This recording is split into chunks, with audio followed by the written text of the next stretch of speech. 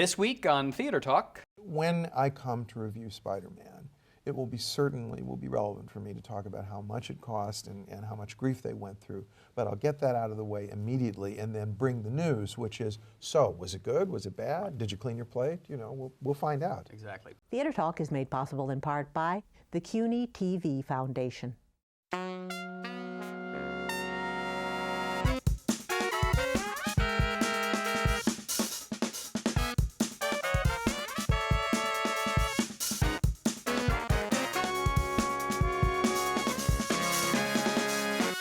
From New York City, this is Theater Talk. I'm the show's producer, Susan Haskins. And I'm Michael Riedel of the New York Post. So, Michael, the season is half over, and it's time for us to assess what has gone up so far. And do a little damage with the wrecking crew, as the New York drama critics are known as. We're going to take a look at the shows thus far, midway through the Broadway season. What's been good, what's been bad, what's going to close or what should close, and maybe look ahead to some of the stuff that's coming up in the spring. And we are joined tonight by our old friend Jacques Lesourd of CBS Radio. Jacques, welcome back to Theater Talk. Thank you. Good to have you with us. Making his first ever appearance on Theater Talk, a critic that I am very fond of, Terry Teachout of the Wall Street Journal. Terry, welcome to Theater Talk. Good to be here. And our other old friend, John Simon of the Westchester Guardian, the Yonkers Tribune, and a contributor to the Standard magazine, where he has a new article on Noel Coward in this month's issue. John, welcome to the Weekly Standard. Welcome to Theater Talk, John. Thank you. I just want to say, John, for a long time you were with Bloomberg News, and you were let go recently. I'm sorry to hear that. What are your feelings about Well, that? the only strong feelings are that they, through some misunderstanding on both our sides, I guess, they announced that I was retiring. I have no intention whatsoever of retiring. I will retire feet forward or not at all. I want to so go ahead, yeah. So I'm still open for any gigs that anyone wishes to employ me. Now, gentlemen, as critics, is this a profession where you just don't retire as drama critics? Are you going to go on forever, Terry? I guess. I've come to it late in life, so maybe my tolerance is higher or lower. And Jacques, you Is were... it still a profession? Well, Jacques, you had been with Gannett newspapers for 35 years. and got caught in the layoffs and the No, I was fired. You were trying to be polite. Not to put too fine a Point point on it, yeah. But I mean, you're still a drama critic Well, with CBS. CBS I mean, has- once you guys start as drama critics, there's no way out, it seems. When they get the hook in our lips, you know it's all over. That's right. All right, let's talk about some of the shows that we are seeing on Broadway right now. The one show that seems to me to be the genuine hit of the season is Al Pacino in The Merchant of Venice, which I believe is going to be extended on Broadway because it's doing so well. I am a Jew. That's not a Jew eyes. That's not a Jew hand. John, Al Pacino is one of the great American stage actors. How does he fare as Shylock? Well, he gives the most conventional possible performance, but that's okay. I think that's what Shakespeare would have wanted. He makes him a repulsive Jew, and it's obviously an anti-Semitic role, and it's played to the hilt. And there's any attempt to sort of tone down that sort of thing usually misfires. Terry, you're... He's playing a stage Jew. That's the way I put it in my review. And it's deliberate. I think it fits well into the concept of the production. It makes sense. It's a remarkable production, I think. He's not the most remarkable thing in it. What is? I think the staging itself, the production and By design. Dan Sullivan, the director. Yeah. It's set in a Vicwardian brokerage house. And the objective is to create an environment in which the treatment of Shylock makes sense. I mean, it is unquestionably anti-Semitic, but they're trying to create a context where the anti-Semitism would make historical sense. Right. Jacques, you like Lily Rabe, I think. who plays Portia? The quality of mercy is not strained. May I speak up at this point? I think Lily Rabe is the most overrated actress on the entire Here we Broadway. go. I think What she makes you is. say that, John? Do not concur. First, Neither do I.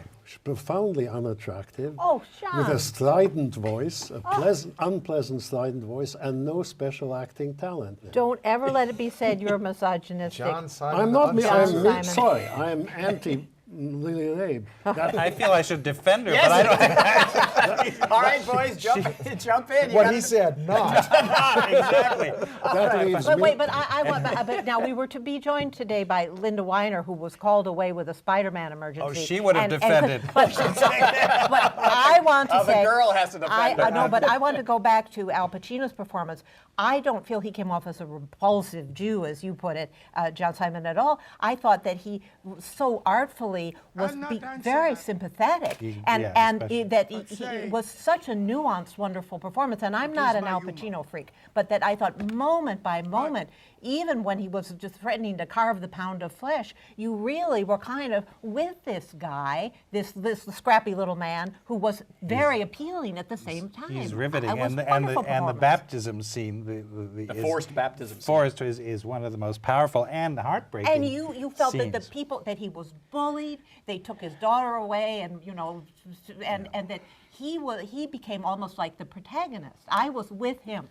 Well, Susan, I mean, I think that what you were talking about is the effect of the production on our perception of the performance.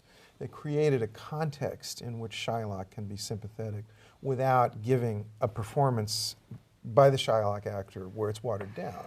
Now, on the subject of anti-Semitism, Vanessa Redgrave, the star of Driving Miss Daisy. While Is we're that at a it. segue we can get sued on? Well, we know Vanessa Redgrave has been Well, she's pro-Palestinian. pro-Palestinian. A lot of Jewish groups have been against her all these years for some of the things she said, but she's playing a Jewish woman in Driving Miss Daisy with James Earl Jones.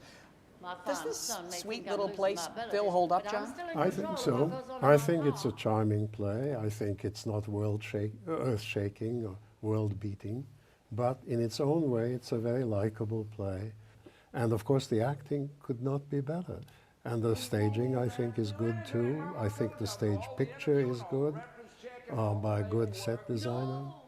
I think it has everything it can possibly have. I was struck by how fragmentary it seemed. I had seen the original production, and then, of course, I saw the movie, which really fleshed it out. And then 20 years went by, or whatever it is, and it was almost like watching sketches. You know, the sketches of a play. It was not really right, which works. They make it work. Of course, the two of them are so marvelous. But it was really much more fragmentary than I remembered it being. Terry, you want to say something about Vanessa Redgrave and James Earl Jones Well, together? they're wonderful, but John actually nailed it. And I looked up your review of the original production, and John was one of the people who, when the play first opened, recognized that it's a good play. It's not just a star turn. It's actually, I mean, it's not Shakespeare, but it is a very good and solid piece of writing. And I think maybe the fragmentary quality that you noticed, Jacques, might have had something to do with the use of projections between the scenes, which I think sort of unglues the flow of the play a bit. It's a little too, that's the one thing I didn't like about it, was that was a little too elaborate, maybe even a little heavy-handed for me. One of the nice things about the play is that it doesn't beat you over the head with the historical context. Right. It just lets it happen in the background. And in this production, you have projections which remind you, oh yes, civil rights movement, like a flashing sign. And, It's interesting. I continue to get emails, though, from groups that after all these years are still angry at Vanessa Redgrave. These kind of things that the actors do off stage, her statements and pro-Palestinian, all this, have no impact on anything you guys ever assess when you go to the theater. Do you think about the personalities of these people you're reviewing, or any drama surrounding them personally? I should hope not. that's not what we're there for. I should hope not. That would be a terrible mistake. Well, let me ask you, we have this show coming up called Spider-Man, Turn Off the Dark, you may have heard of. I don't know that. I keep reading about it. I'm curious about this because it's been in the papers almost every day now. Every backstage problem, every set that doesn't work, everybody who's injured, all the money problems. Do you guys read this stuff? Do you track it? Do you Never follow a word. it? Who's writing about this? But you know, Avidly. things are so awful, they should change the title, Turn on the Dark. We don't want to see any of these horrors if we can avoid. So it does have an impact on Of you course, to some how extent. could it going in. not? How could it not? And you, It- Terry? It doesn't on me. I mean, of course, I'm aware. You always know what's going on, and now in the age of the internet, you know it even more immediately, even more intensely. So when I go to the theater, Sometimes I see the black cloud over the building. But, you know, I tell you, though, honestly, when I sit down in the seat and the lights go down, it's like a switch turns. Really? And I'm seeing the show. And the reason why I know this is true is because even now I'm still capable of being surprised by shows that I expected to be good that turned out to be bad, and vice versa. That's my reality check. So I feel pretty confident in saying that even though I know what the buzz is, I don't bring it to the performance. And you, Jacques? Well, Walter Kerr used to claim he never read anything about a show ahead of time. You know, he just walked in cold. But of course, as Terry says, we can't really insulate ourselves totally. But I do think there's just this. The minute the curtain goes up, or if there's not a curtain, the lights go on, we're really quite free of that sort of buzz. But Do you- Michael, well, but Michael, Susan has got Yeah, some now crazy here we go. thing that nobody should write about No, shows and but previews. all right, boom. But Michael, you went into the first preview of Spider-Man. You were on TV a great deal. Sometimes they referred to you as a critic, and so now we have this precedent set of a so-called critic, although you're really a columnist, going in and reviewing the first preview. Do you think that that's kosher? It's inevitable It's when what you it is. when you start the previews in the city instead of Yeah, taking the yeah. show out of town. Let me ask you this: you feel though, in a way, you're as critics, you're diminished to some extent because you're not going to see the show until January. It's already been written and talked about. Critics are diminished generally, in part thanks to you, Michael. Well, that's what I was saying. That's Right. what he was saying. Diminished and denuded. I don't think anybody needs to diminish critics. They diminish themselves very well, especially certain critics one knows. What do you mean? Oh, Present. Let's. present Present company unmentioned. How do you feel about it, Terry? Though I mean, by the time you guys come in, everybody has an opinion on the internet. It's all come out. Yeah, well, of course, but anybody who actually knows anything about theater knows that shows are getting changed up to maybe a week before the opening night. And when we see it, at least theoretically, the show is frozen and has reached its final form. I mean, that's been the case with some of the shows that have opened this season, in which we knew that changes were being made up to the next to last moment. And Your stuff is great fun to read, but it's beside the point because the only thing that is the point is the show when it starts. I like to It's- think it's- I'm softening it up for you guys. Yeah, well, but it's not our no, job it's beside to the report on what's happening on the other side of the proscenium. Yeah. I mean, we're talking about the show. What happens when the curtain, not that there are many curtains left anymore, but what happens when the lights go up. That's what we're writing about. if we have a mind of our own and a style of our own, the fact that a lot has been written before makes no difference. There are certain We unnamed put critics. our own stamp on it. There are certain unnamed critics who do load the review with a lot of gossip that wasn't. I don't think it belongs there. It annoys Well, me we should when say Ben Brantley at the New York Times has been known to Yes. kind of front load his reviews, referring to all the does. gossip that's come the night I before. think, don't like that. as a guy who writes for a newspaper, I think that I do have an obligation, if there is an important backstory connected to the show, to mention it. But that's all. But that's all. I mean, that's part of the lead, but it's not part of my opinion of the show. When I come to review Spider-Man, it will certainly be relevant for me to talk about how much it cost and how much grief they went through. But I'll get that out of the way immediately and then bring the news, which is, so, was it good? Was it bad? Did you clean your plate? We'll find out. Exactly. I want to talk about the greatest living American playwright in the estimation of some people, Tony Kushner. His masterpiece, his epic masterpiece, Angels in America, has been revived off-Broadway at the Signature Theater Company. A lot of attention and publicity is always showered on Tony Kushner. John, does he live up to his hype? Well, it's a very long play, which, like a very long landscape, will have hills and valleys, hills and valleys. So the play has high points and low points. I think there's some very good moments in it. There are also some very dull moments in it. There are some things that are a bit ludicrous. There are other things that are quite touching. It's a mixed bag, and I accept it as such. I don't see it as a masterpiece. I don't see it for the ages.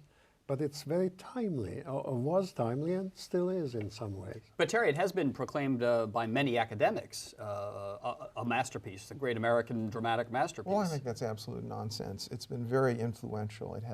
it will have an important place in theater history because of how timely it was. And Tony Kushner can write a scene as well as or better than anyone around. And there are scenes in Angels in America which completely sweep you up. I mean, in particular, the scenes in which the Roy Cohn character is on stage. But I think as a totality, it's like all of Tony Kushner's other very long plays that go on forever and have good moments and bad moments. And you wish the good moments were consecutive. And they're not even close to consecutive. And there are a lot more of them in the first part than there are in the second part. Yeah. The second part, I think, actually descends to outright sentiment. It's funny. A lot of people think the second part is a lot better than the first. Yeah, they're suckers for sentiment, I think. But I mean, sure, there are wonderful moments in this play, and as I say, it's going to be in the books. But I don't think it's anybody's masterpiece, not by my judgment. And it's interesting that it was such a future-looking. It was, what, 8 years from the millennium, and it was all this, what is the millennium going to be? And as a friend of mine said the other day, he didn't come close to guessing how awful the 21st century was going to be. Didn't come close. So that Missed makes it by a mile. Listen, anybody who goes long on the future is asking for trouble. Jacques, if I remember correctly, you weren't really taken by the play the first time around, but you liked this production. I think the cast is actually better This time around, in many specifics. I think the cast is better, and I think it's well directed, and you don't sit there saying, why the hell are they reviving this? I mean, it really is an interesting, and I'm not a fan of this director in the past, Michael Riedel, who did Rent famously. Yeah, a lot of things I wasn't really crazy about, but I think he's handled it very well. Keeps your attention for 18 hours or whatever the length is. And I didn't do it in one day. Did you do it in one day? No. John, no. Some people did. Now that's beyond the call. Life's too short. Yeah. You haven't seen Spider-Man yet. Some people are suckers for punishment, we know that. But I disagree. I think the original cast in many ways was better than this cast. That cast was Joe Kathleen Mantello, Chalfant. Kathleen Chalfant, Stephen Well, Benoit. I mean, Roy Cohn was much better. Ron Lehman, right? Yeah, well, terrifying. This guy's a little too nice. Who is this guy? Well, Frank Wood. I like him as an actor. And we all know from Side. yes, and one- he's always I played think wimps. I great. think it's interesting casting because he always plays wimps or at least passive-aggressive characters. And here, that mouth thing, that's sort of, it's like a Francis Bacon painting. He has this open mouth. And I found it really terrifying in a totally different way than Roy Cohn was, as I knew him. And I was going to say, you knew Roy Cohn. At Studio 54, right? No. But I wouldn't. But there was that, and the original actor, Ron Lehman. had, of course, a more immediate, and of course, Al Pacino. To return to Al Pacino, I think is Did it in the the- ultimate Roy Cohn in the film version. Terry, I do want to ask you about the Roy Cohn issue for a moment, because they used to say about Shaw's plays that sometimes the villain, the person you would see in the villainous plays, the play got away with the villain. Undershaft in some of the plays, the most interesting character. Is that what happens with Angels in America, that the most interesting character is Roy Cohn, the bad guy? I think so, and what I was thinking about as I was watching is it's something that Herbert von Karajan said, the famous conductor, which was that if he had written Tosca, he would have called it Scarpia. After the villain. And I think that if Angels in America had been about Roy Cohn and had been a single evening play, it wouldn't have made the splash that it did because it wouldn't have been an event. But I think it might have been a better play. Yes, and if somebody else had written it, Yeah. and, you know. And very quickly, Jacques, Roy Cohn, you knew him, was he a really Well, I scary didn't person? know him. I had dinner with him a couple of times. He was your lawyer, wasn't he? No. And was it scary to have He dinner was a with Roy Cohn? fascinating man who ate his salad out of my salad plate with his fingers, reached across. He was notorious for that. And he was, I think it was one of those cases where you were there and you said, this is Roy Cohn, he is very scary. It was, in the moment, you really, but he was fascinating. Well, isn't the salad always greener in the other man's plate? Yes, but then you climbed into his Rolls Royce. All right. Do we have time? Because Yeah, sorry, you want to say? well, you had the John Guare play. Yes, we're going to You talk liked about it, lot. yeah. Okay, because that's an event because it's long. Yes, John Guare has a new play, Free Man of Color, which had been touted as a very important new play at Lincoln Center. It was supposed to be done at the Public Theater, and it fell through, but it's been put together by Lincoln Center. Terry, you like this play. You think it is a masterpiece. I like it very much. I didn't say it. thought for sure it was a masterpiece. You don't know that on the first viewing of anything.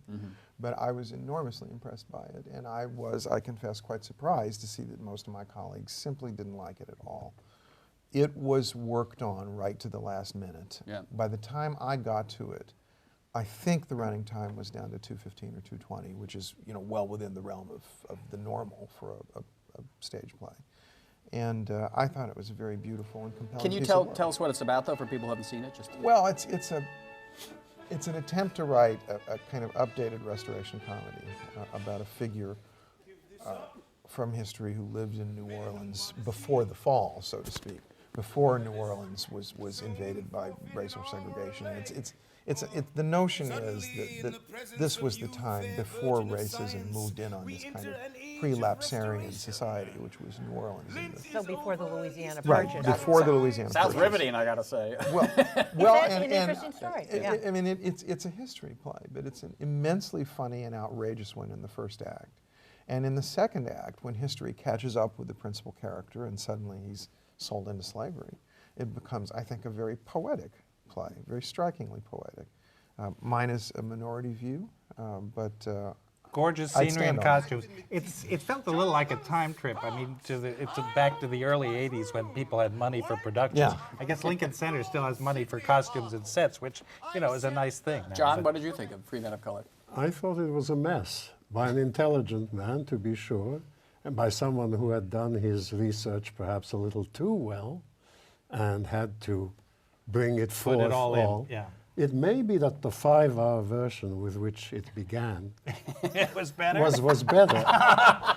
you know, in two I, parts. I wondered about that because sometimes you can cut a show so much that you start to lose a grip on the continuity. I didn't think that had happened, but I would like to have seen a longer version of it. I thought it was herky-jerky. There were too many characters, too many short scenes, too many disconnections, too many impossibilities of picking up what this was referring back to. And no one was there long enough to make a mark. Even the leading character couldn't quite make you care about him. Jeffrey Wright. He makes you care for Tony Kushner. We have 1 minute. We want to talk about Lincoln Center's other. Oh, yeah, and yes. Lincoln Center had a very, by all accounts, I think, a flop now called Women on the Verge of a Nervous Breakdown. That was supposed to be the big breakout musical of the season, but it didn't break out. Jacques? Well, you know, I don't think the movie was that good to start with. I think The everybody Almodovar went movie, with a 20-year-old memory of the movie and said, how dare they make this play? But I heard something about this play that's kind of amazing, that how bad must a play be for all the gay men in the audience to leave an intermission when the big number and when the big number for Patti LuPone is in the second act, and they know it is, but they still leave an intermission. Terry, what is your assessment of? You stayed for the second act. I stayed for the I second did act. too, by the way. I want to say The only I gay never man who leave. stayed. Yeah, well, I thought it was a disaster, an unmemorable score. It was hectic in the ways that John is describing a Free Man of Color. I mean, and I went back and looked at the movie again to refresh my 20-year-old memories of it. It was as good as I remembered, and the musical just doesn't touch it. Touch it. Any production that can make Laura Benanti look bad has to be We really... found an actress John likes. I Laura concur. Benanti, yes. Laura I agree. Benanti's beautiful. She's, I agree. She's wonderful. She has everything. She almost can came sing. close to trying to save the show. How's Patti LuPone in it? Who knows? They left it. No, I mean, do the actresses Well, at in least... she works a hard. blonde wig, that was already a big problem. big hat. She has No, nothing. but- She has nothing to work Yeah, with. but she's delivering Patti LuPone to this show. The show just is there for her. Yeah, there's, I Yeah. mean, when you can't remember how her big song goes, Yes, there is that's- something yeah. seriously amiss with the score. So we're done. true. My favorite show this fall has been Pee Wee Herman. That's all of us. But wear a sweater because the theater's freezing cold. We have to wrap it up, gentlemen, but I do want to ask you one question about the state of your profession. You know, for the last 2 years, we've been seeing critics losing their jobs, diminishment of power, newspapers in trouble. Is theater criticism going to be with us, John? Well, I hope so. Although, of course, I have a vested interest Yes. in. We hope you're with us. Yeah, but it looks very serious. Terry, your sense of where your profession's headed? There will always be theater criticism. It may not always be in newspapers, as it is no longer essentially in magazines. I mean, it's become decentralized. It's become, in a sense, deprofessionalized. Much of the interesting commentary on theater now takes place on the web. I'm very lucky. I write for a national newspaper for a national audience. I seem to be afloat, but these are dire times for Will it be professional written in criticism. more than 140 characters? Everybody's Twitter a has critic. this. The point is everybody's a critic now with the internet. Is there anything wrong with that, though? I mean, what makes you guys better than anybody else writing out there? It's because we've dedicated our lives, such as they are, to when it being laughably called our lives. to being critics, and that makes a difference. Ultimately, it's the people who read us or don't read us who will make that decision, not us. True. They're too busy writing. Yes. That's right. Jacques Lessard from CBS Radio, Terry Teachout from the Wall Street Journal, John Simon from the Westchester Guardian, and what's the Yonkers paper? The Tribune. The Yonkers Tribune. And your new blog. And a new blog that's Oh, coming. what is the blog? Tell the URL. The blog is- will be called John Simon Uncensored. Whoa! Don't read it, Lily Rabe. Thank you, gentlemen. And good night. Our thanks to the Friends of Theater Talk for their significant contribution to this production. Theater Talk is made possible in part by the Frederick Lowe Foundation, the Eleanor Naylor Dana Charitable Trust, the Alan S. Gordon Foundation, the Corey and Bob Donnelly Charitable Fund, Carrie J. Fries, the Dorothy Strelson Foundation, the New York City Department of Cultural Affairs, and the New York State Council on the Arts, a state agency.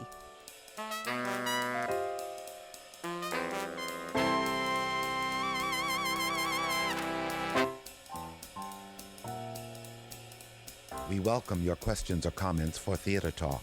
Thank you and good night.